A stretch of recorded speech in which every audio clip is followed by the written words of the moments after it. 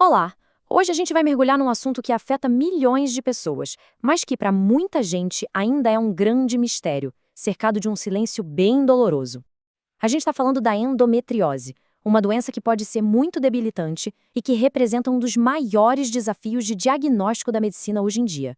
Vamos começar a decifrar esse enigma juntos. E para começar a entender a dimensão do problema, olha só esse número: de 7 a 11 anos. Esse é o tempo médio inacreditável que uma pessoa leva para conseguir um diagnóstico de endometriose depois que os primeiros sintomas aparecem. Pensa nisso. É quase uma década, às vezes mais, de dor, de incerteza, passando por tratamentos que não resolvem e tudo por causa de uma barreira enorme bem no caminho para se ter uma resposta. E aqui está o coração do problema, o que a fonte chama de paradoxo do padrão ouro. A forma mais certeira de confirmar a endometriose é com uma cirurgia, a laparoscopia. Só que, justamente por ser um procedimento invasivo, caro e que exige tempo de recuperação, ela acaba não sendo a primeira opção. Ela vira o fim de uma jornada super longa em vez de ser o começo. E isso impede que o diagnóstico chegue cedo, para todo mundo. Essa situação toda cria um dilema de diagnóstico bem complicado, sabe? Um problema que a ciência está correndo contra o tempo para resolver. A grande questão é: como é que a gente consegue encontrar a doença sem precisar de uma cirurgia? A diferença entre o que a gente tem hoje e o que a ciência busca é gritante. De um lado, uma cirurgia que precisa de anestesia, que tem um tempo de recuperação. Do outro, o sonho de um simples teste de sangue ou até de saliva. E a gente não está falando só de conveniência, não. A mudança aqui é sobre transformar completamente o cuidado médico, permitindo um diagnóstico logo no início, em vez de um que chega com anos de atraso. Agora a gente entra na parte da investigação científica, que parece quase uma história de detetive. Se a doença não pode ser vista facilmente, talvez ela deixe para trás algumas pistas, alguns sinais moleculares no corpo, e a caça por esses sinais está a todo vapor. Para encontrar essas pistas, os cientistas usam ferramentas super poderosas, as tecnologias ômicas. Elas fazem uma varredura geral no corpo.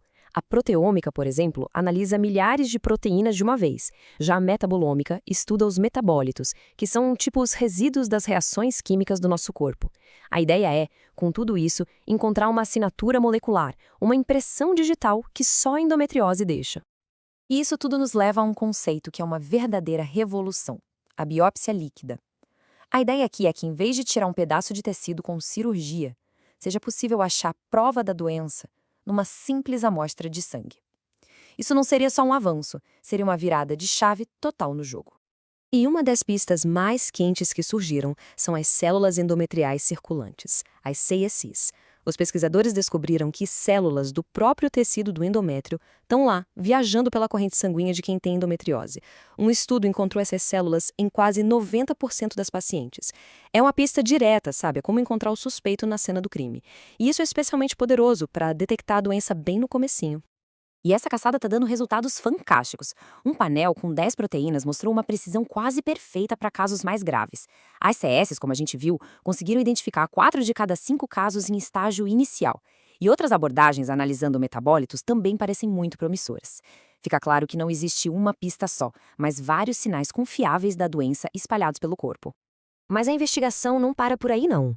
A ciência agora está olhando para lugares bem inesperados e descobrindo que a endometriose pode ser uma doença muito mais ampla do que se imaginava, com umas conexões surpreendentes com a saúde do intestino e até com o estresse das nossas células. E nesse ponto da história, entra um novo suspeito em cena, o microbioma. É isso mesmo, aquelas comunidades gigantes de bactérias que vivem no nosso corpo, principalmente no intestino e no sistema urogenital, parecem ter um papel fundamental na história da endometriose. O que as fontes mostram é que os desequilíbrios nessas bactérias, a tal da disbiose, estão muito ligadas à doença. A gente vê uma queda das bactérias boas, que protegem, e um aumento daquelas que causam inflamação. Existe até um conceito chamado estroboloma, que é um grupo de micróbios do intestino que mexe com os níveis de estrogênio no corpo, um hormônio super importante na endometriose. Ou seja, um microbioma bagunçado pode criar o ambiente inflamado perfeito para a doença se desenvolver. Com tanta pista vindo de tudo que é lado, proteínas, células, micróbios, uma coisa fica muito clara: a solução não vai ser uma única pista mágica, vai ser a combinação de várias delas. A endometriose é uma doença que a gente chama de heterogênea, o que significa que ela se manifesta de jeitos muito diferentes de pessoa para pessoa. E por ser tão complexa assim, um marcador sozinho simplesmente não dá conta do recado. Não consegue capturar todas as nuances da doença com a precisão que a gente precisa. Então, o futuro parece apontar para um ecossistema de diagnóstico.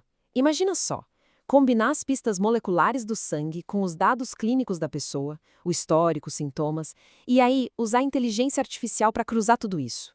A IA consegue achar padrões que um ser humano talvez nunca visse, e o resultado seria um diagnóstico não só sem cirurgia, mas também super preciso e personalizado. E a diferença na precisão é absurda. Enquanto o marcador tradicional, usado sozinho, pode errar bastante, um teste que combina vários sinais se mostra muito, mas muito mais confiável. E essa precisão toda é essencial para confirmar a doença com segurança, evitando tantos falsos positivos quanto cirurgias que não seriam necessárias. Essas descobertas são animadoras demais, né? Mas existe um caminho a ser percorrido entre a pesquisa no laboratório e o teste estar disponível na clínica. Vamos dar uma olhada nos últimos obstáculos dessa jornada? Os desafios finais não são pequenos. A própria natureza diversa da doença já é um deles. Além disso, muitos estudos usam métodos diferentes, e isso dificulta comparar um resultado com o outro. E talvez o mais importante, aquilo que funciona num estudo pequeno precisa ser testado e comprovado em estudos bem maiores, com gente de todo tipo, para ter certeza de que o teste vai funcionar para todo mundo. Mas a notícia boa é que, para superar esses obstáculos, a comunidade científica está se unindo. Existem iniciativas globais que estão trabalhando para criar regras e protocolos padronizados para a pesquisa. Essa colaboração é a chave para acelerar o progresso e garantir que as descobertas sejam fortes, possam ser repetidas e finalmente cheguem nas mãos de quem mais precisa. E assim, a gente termina essa análise com uma pergunta que é cheia de esperança. Com todos esses avanços, desde decifrar pistas moleculares até entender o papel do microbioma, a ciência está cada vez mais perto. A questão não é mais se, mas sim quando um simples exame de sangue vai poder finalmente acabar com essa espera longa e tão dolorosa para milhões de pessoas no mundo todo.